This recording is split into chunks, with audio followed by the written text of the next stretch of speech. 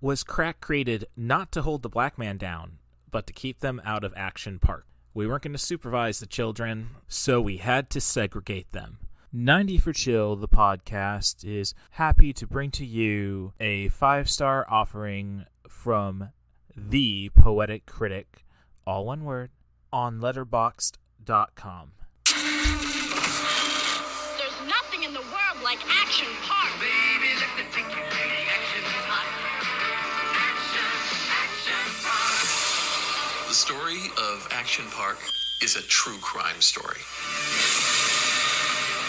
As you entered the park, you saw this thing, and you're like, this is real. The engineering behind this, if there was any engineering, was just nuts. Build it higher, make it faster. People control the action. Combine that with liquor and anything goes. There were no rules. For a lot of kids, that was heaven. And if you couldn't swim well, yikes. I don't think you can understand a place like Action Park if you don't understand the kind of minds that build it. A lot of people wish they could ignore rules. Gene actually did that. Nobody would give him insurance, so he created his own insurance company and then insured himself. It did bring sometimes a criminal element. I don't know how many people died at Action Park, but it wasn't just one person. Electrocuted, Decapitated. fractured vertebrae, impaled on the bowl, had a heart attack. Nobody should ever be the second person to die in a wave pool. Close the wave pool. The action never stops at Action Park.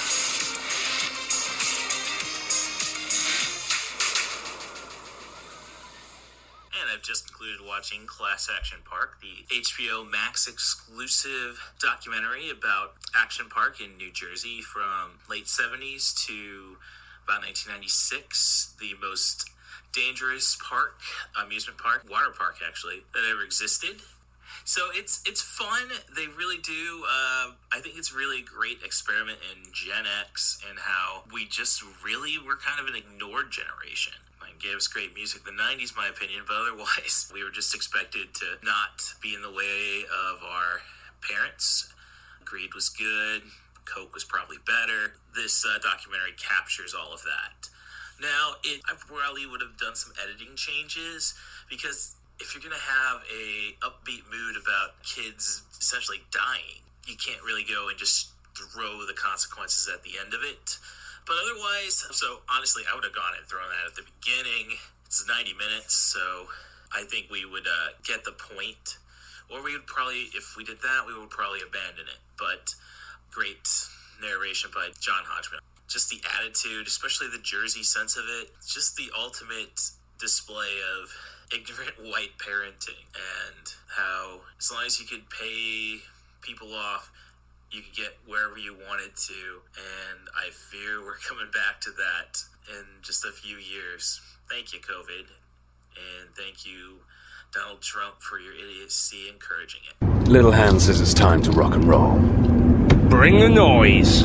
And welcome back to 90 for Chill, the podcast.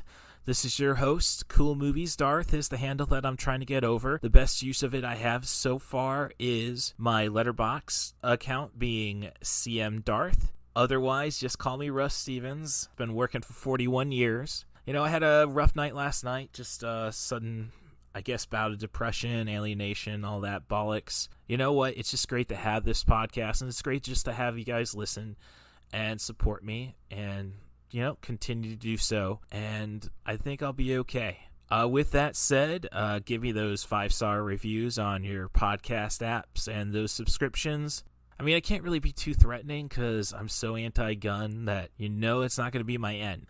Basically, I wanted to say, your subscriptions are taking bullets from me, and, well, that's just not the case. So, dark humor, that's what I'm about. Meaning therapy, but I don't know, it's just with therapy, you're kind of like, all right, when you're lonely and then you get a therapist, it just seems like, well, now you might as well just go and, it's just basically winds up being risky business. You're paying for the company, which will be the review that I offer at the end of this episode. So we've covered both ends of the spectrum in terms of my contributors, the Poetic Critic on Letterboxd. That's The Poetic Critic. I've just reviewed Class Action Park. I hope you enjoyed that. You know what? I enjoyed the documentary. I'm not a big documentary guy. yes, I watched Tiger King during quarantine, but I don't know. It's like we really only need to document the crazy, I suppose.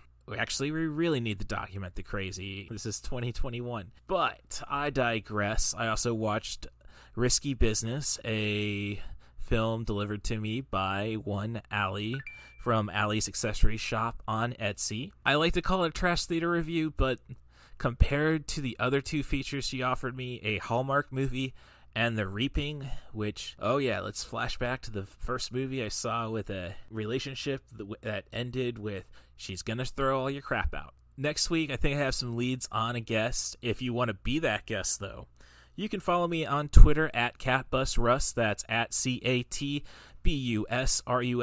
or you can drop me an email. My address is russthebus07@gmail.com.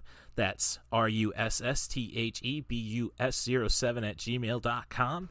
Just provide me with a movie, a director, an actor, or just a theme. Keep the focus on sub 100-minute movies, and I think we're going to have some podcast gold. Thanks again for coming back, and hope to hear from you next week. So your folks are going out of town. Just use your best judgment. You know we trust you. You got the place all to yourself? A good time, Joe. In the privacy of your own home. Just take those old records off the shelf. That's her. She's fantastic. Yeah. I sit and listen to them by myself. Did you have a good time last night? I had a great time. Today's music ain't got the same soul. You ever get high, Joe? Don't let me do anything stupid. Don't worry. I like that old time rock and roll. Who's the U-boat commander? Don't try to take me to a disco. I don't remember giving permission for a party, Joe. A party? I still like that old time rock and roll. I've got a trig midterm tomorrow, and I'm being chased by Guido, the killer pimp. Kind of music just soothes the soul. Doesn't anyone want to accomplish anything, or do we just want to make money? Make money. Make a lot of money. That old time rock and roll. There's a time for playing it safe. And a time for risky business.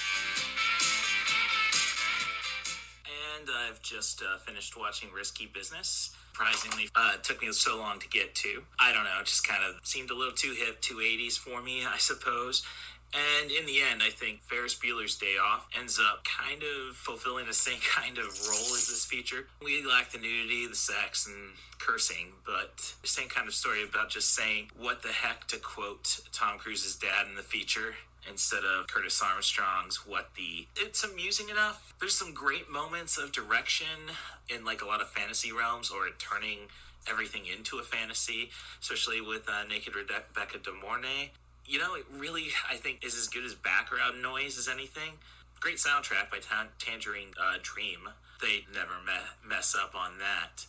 There's some pretty memorable dialogue, which I guess makes it timeless, especially for a kid who's living in Champaign right now. And I'm being very generous to myself by using the term kid. You're not going to kick yourself in the head for missing this feature if you're an 80s completist, but there's a lot worse stuff out there. It's kind of fun to see a Tom Cruise that lacks confidence, is I think the biggest trait of this. You know, perhaps if he could have just been a comedy actor, a pretty Tom Hanks, dare I say. Instead, he had aspirations to rule the world. You know what? I guess in the end, this is just a great start for that, showing his range, and as I say, it is fun, just nothing that you need to run out to see. Can I hear a wahoo?